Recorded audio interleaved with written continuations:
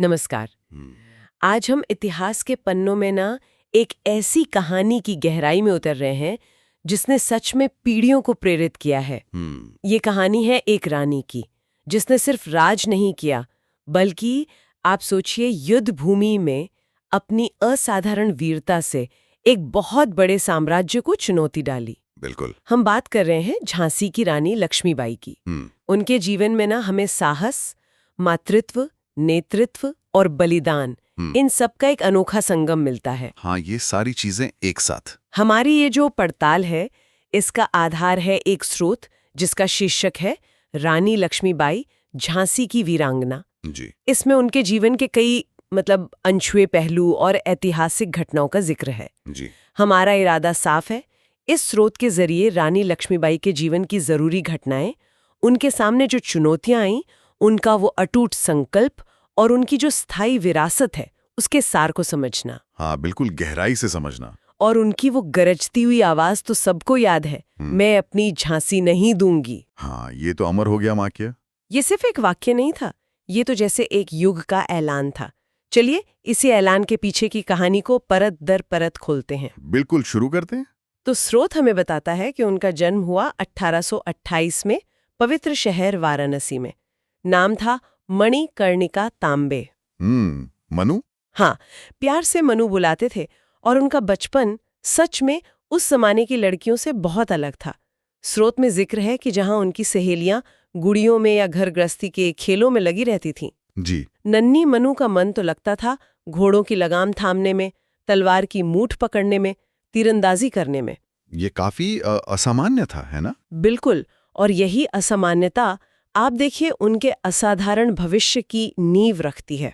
जरा सोचिए, वो दौर जब लड़कियों को घर की चारदीवारी में ही रखा जाता था। हाँ, ज्यादातर तो यही होता था। और मनु न केवल पढ़ लिख रही थी बल्कि पेशवा बाजीराव द्वितीय के दरबार में नाना साहब और तात्या टोपे जैसे भविष्य के बड़े सेनानियों के साथ युद्ध कला सीख रही थीं। अच्छा। पेशवा के दरबार में। हाँ। स्रोत के मुताबिक पेशवा उन्हें बेटी की तरह मानते थे। हाँ। और उनकी इस प्रतिभा को उन्होंने बहुत बढ़ावा दिया। ये जो परवरिश थी ना, ये सिर्फ शारीरिक हुनर नहीं दे रही थी। अच्छा। ये उनके अंदर आत्मविश्वास भर रही थी, निडरता ला रही थी और एक आजाद सोच का बीज बो रही थी। उन्हें बचपन से ही जैसे अन्याय और रूढ़ियों को चुनौती देने का एक स्वाभाविक गुण मिल रहा था। स्रोत में एक मजेदार किस्सा भी है। कहते हैं कि एक बार नाना साहब हाथी पर सवार थे और उन्होंने मनु को साथ बिठाने से मना कर दिया। हाँ, सुना है मैंने भी। तो इस पर मनु ने कहा, देखना, एक दिन मेरे पास इससे भी ज्यादा हाथी होंगे। छोटी सी घटना है पर उनके इरादे और महत्वाकांक्षा की झलक तो देती है। बिल्कुल, बचपन से ही वो जज्बा था। खैर, आगे चलकर 1842 में सिर्फ 14 साल की उम्र में उनका विवाह हुआ झांसी के महाराजा गंगाधर राव नेवालकर से। और यहीं मणिकर्णिका तांबे बन गई रानी लक्ष्मीबाई। हाँ, और झांसी पहुंचकर वो बहुत जल्दी अपनी प्रजा में लोकप्रिय हो गईं। स्रोत बताता है कि वो सिर्फ महल में रहने वाली रानी नहीं थी। अच्छा। वो आम लोगों से मिलती थी, उनकी परेशानियां सुनती थी और न्याय करने में बड़ी कुशल और निष्पक्ष मानी जाती थी। उनकी दयालुता, उनकी प्रशासन क्षमता, इसकी चर्चा होने लगी थी। लेकिन ये अच्छा वक्त ज्यादा लंबा नहीं चला।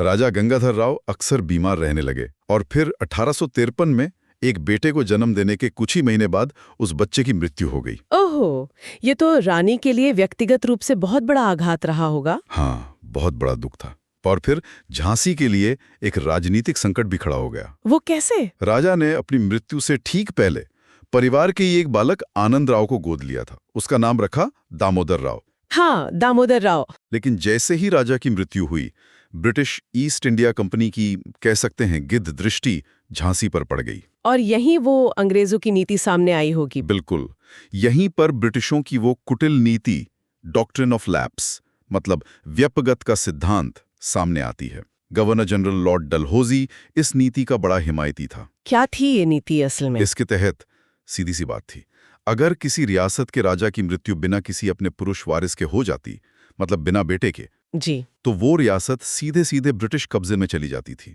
गोद लिए हुए बेटे को वो उत्तराधिकार का अधिकार नहीं मानते थे, भले ही हमारी भारतीय परंपराएं इसकी इजाजत देती हों। हाँ बिल्कुल, भारतीय परंपराओं को उन्होंने दरकिनार कर दिया।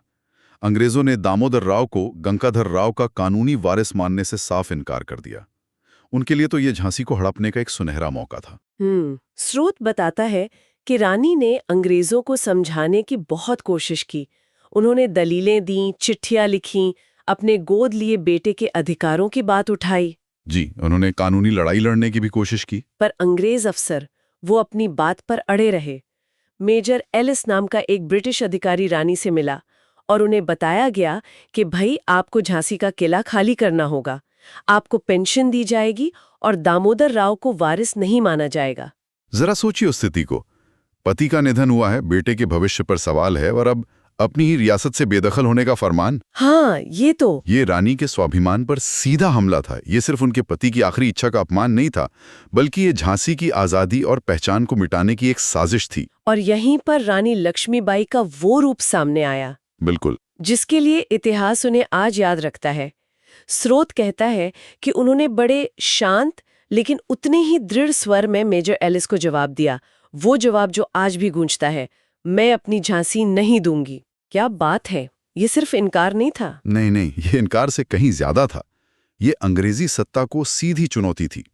अपने लोगों, अपनी जमीन के लिए उनकी जो अटूट निष्ठा थी ना, ये उसका सबूत था। और इस ऐलान के बाद तो झांसी का माहौल ही बदल गया होगा। पूरी तरह। जहां पहले एक अनिश्चितता थी, वहां अब प्रतिरोध की तैयारी शुरू हो गई। लेकिन ये संघर्ष सिर्फ झांसी तक ही नहीं रहने वाला था। साल आ चुका था 1857। हाँ, 1857 की क्रांति। जी, 1857 का साल तो भारतीय इतिहास में एक बहुत बड़ा मोड़ लेकर आया। मेरठ से जो विद्रोह की चिंगारी उठी थी, वो धीरे धीरे पूरे उत्तर और मध्य भारत में फैल गई। ये सिर्फ सिपाहियों का विद्रोह नहीं था, है ना? नहीं, बिल्कुल नहीं। ये अंग्रेजी शासन के बढ़ते जुल्म, आर्थिक शोषण और हमारे सामाजिक धार्मिक मामलों में दखल अंदाजी के खिलाफ एक तरह का जन आक्रोश था। कानपुर में नाना साहिब थे, दिल्ली में बूढ़े मुगल बादशाह बहादुर शाह जफर, अवध में बेगम हजरत महल। कई नेता इस महासंग्राम में कूद पड़े थे। और झांसी कैसे पीछे रहती? रानी लक्ष्मीबाई तो इस विद्रोह का एक महत्वपूर्ण केंद्र बन गई। बिल्कुल। स्रोत के अनुसार उन्होंने अंग्रेजों के खिलाफ मोर्चा खोलने की पूरी तैयारी शुरू कर दी। अपनी सेना को फिर से संगठित किया, नए सैनिक भर्ती किए, किले की दीवारों की मरम्मत करवाई, हथियार और गोला बारूद जमा किया। और सबसे खास बात, उन्होंने महिलाओं को भी फौज में शामिल किया, उन्हें ट्रेनिंग दी।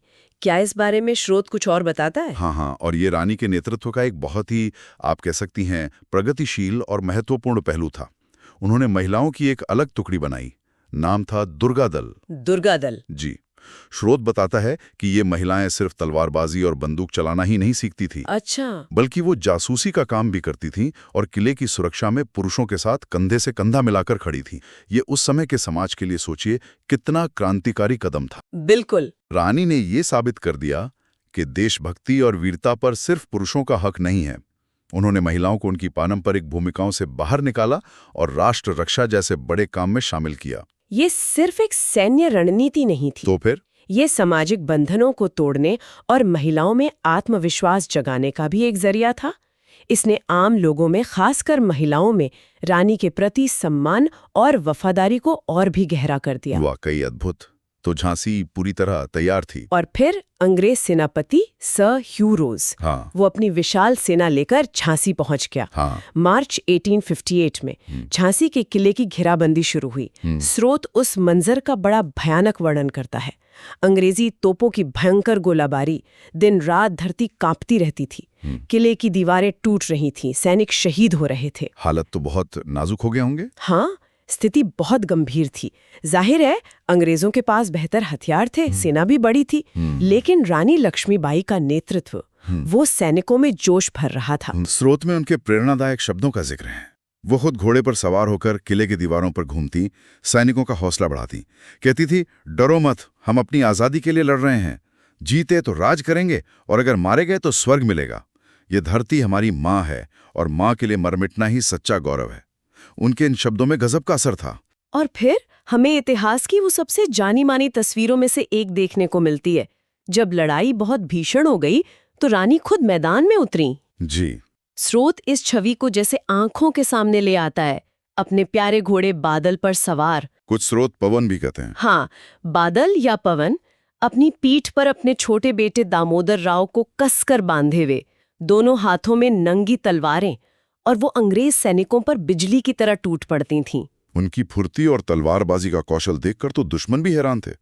कहा जाता है कि जैसे रणचंडी का रूप धारण कर लिया था उन्होंने, दुश्मनों का संहार कर रही थीं। ये जो छवि है, एक माँ अपने बच्चे को पीठ पर बांधकर युद्ध लड़ रही है, इसका मतलब बहुत गहरा है ना? बहुत गहरा। अगर हम इसे बड़ी तस्वीर से जोड़ें तो ये एक साथ कई संदेश देती है।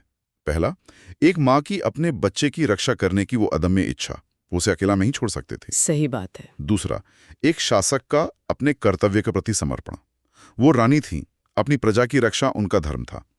और तीसरा, ये मातृत्व और वीरता के बीच कोई झगड़ा नहीं दिखाता, बल्कि उनका संगम दिखाता है। ये बताता है कि एक स्त्री माँ भी हो सकती है और योद्धा भी। ये छवि रानी लक्ष्मीबाई को इतिहास के बाकी योद्धाओं से अलग करती है और हमारे जहन पर हमेशा के लिए छप गई है। लेकिन किले के अंदरूनी हालात बिगड़ते जा रहे थे, कुछ गद्दारी की भी खबरें थीं शायद। हाँ, ऐसा कहा जाता है। लगभग 2 हफ्तों की भीषण लड़ाई के बाद अंग्रेज सेना किले में घुसने में कामयाब हो गई। शहर में भयानक मारकाट मची, लेकिन रानी लक्ष्मीबाई वो दुश्मनों के हाथ नहीं आई। कैसे निकली वो? हाँ, ये उनके साहस और रणनीति का एक और सबूत है। जब उन्हें लगा कि किला बचाना मुमकिन नहीं है, तो उन्होंने कुछ भरोसेमंद साथियों के साथ रात के अंधेरे में किले की दीवार से घोड़े समेत कूदकर भागने का जोखिम भरा फैसला किया। घोड़े समेत कूदकर? जी। स्रोत बताता है कि ये अविश्वसनीय रूप से खतरनाक कोशिश थी। इसमें उनका घोड़ा बादल मारा गया, लेकिन रानी और दामोदर राव सुरक्षित निकल गए। वो कहाँ गई फिर? वो पहुंची कालपी। वहां तांत्या टोपे और राव साहब, जो नाना साहब के भतीजे थे, वो और दूसरे विद्रोही नेता मौजूद थे। उन्होंने हार नहीं मानी थी। अच्छा। वहां उन्होंने अपनी बची खुची सेना को फिर से संगठित किया। उनका लक्ष्य था ग्वालियर के किले पर कब्जा करना। वो रणनीतिक रूप से बहुत महत्वपूर्ण था। वहां के शासक सिंधिया तो अंग्रेजों के वफादार थे, पर उनकी सेना में विद्रोह की भावना थी। और वो ग्वालियर पहुंचने में कामयाब भी रहे। ये तो बड़ी बात थी। हाँ, ये एक बड़ी सफलता थी। तात्या टोपे की मदद से उन्होंने ग्वालियर की सेना को अपनी तरफ मिला लिया और किले पर कब्जा कर लिया। कुछ वक्त के लिए लगा कि शायद पासा पलट जाएगा, लेकिन अंग्रेज सेना भी पीछे लग गई होगी। बिल्कुल। सर ह्यू रोज फौरन ग्वालियर पहुंच गया और हमला कर दिया। और यहीं पर रानी लक्ष्मीबाई का आखिरी युद्ध लड़ा गया, 17 जून 1858, वो दिन। हाँ, स्रोत कहता है कि ग्वालियर के पास कोटा की सराय में भयंकर युद्ध हुआ। रानी पुरुषों के लिबास में अपनी सेना का नेतृत्व करते हुए सबसे आगे लड़ रही थी। उनकी वीरता अपने चरम पर थी। बिल्कुल। जिन लोगों ने देखा, उनके हवाले से स्रोत बताता है कि वो अद्भुत शौर्य से लड़ी, लेकिन लड़ते लड़ते वो अंग्रेज सैनिकों से घिर गईं। उन्हें कई घाव लगे, एक गोली भी लगी। बुरी तरह घायल होने के बावजूद वो ये नहीं चाहती थीं कि उनका शरीर अंग्रेजों के हाथ लगे।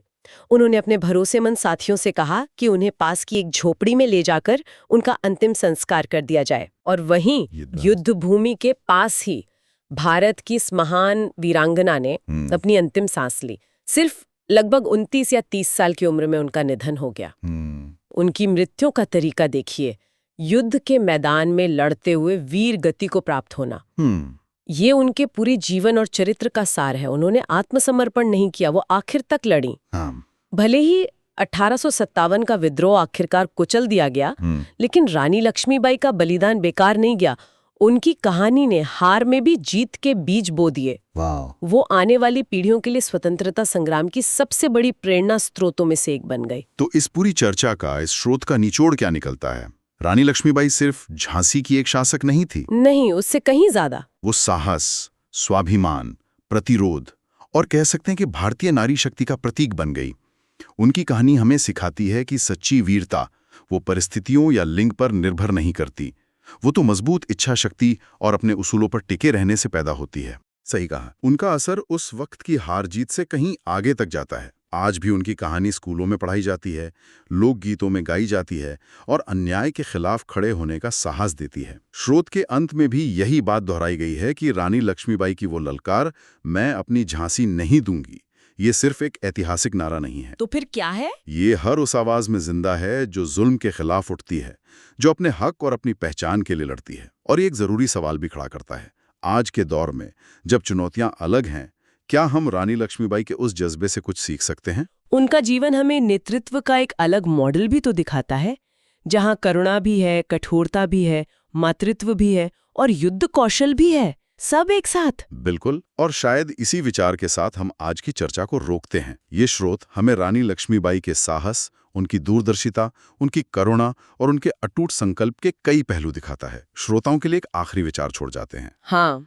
जरूर। रानी लक्ष्मीबाई ने व्यक्तिगत दुख झेले, राजनीतिक दबाव का सामना किया, भीषण युद्ध लड़ा और इन सब के बीच संतुलन बनाते हुए नेतृत्व किया। आज के लीडर्स, चाहे वो किसी भी फील्ड में हों, उनके इस बहुआयामी नेतृत्व से क्या प्रेरणा ले सकते हैं? कैसे उनकी अन्याय के खिलाफ आवाज उठाने की वो निडरता हमें आज भी रास्ता दिखा सकती है? शायद यही सवाल उनकी विरासत को हमारे लिए हमेशा प्रासंगिक बनाए रखता है।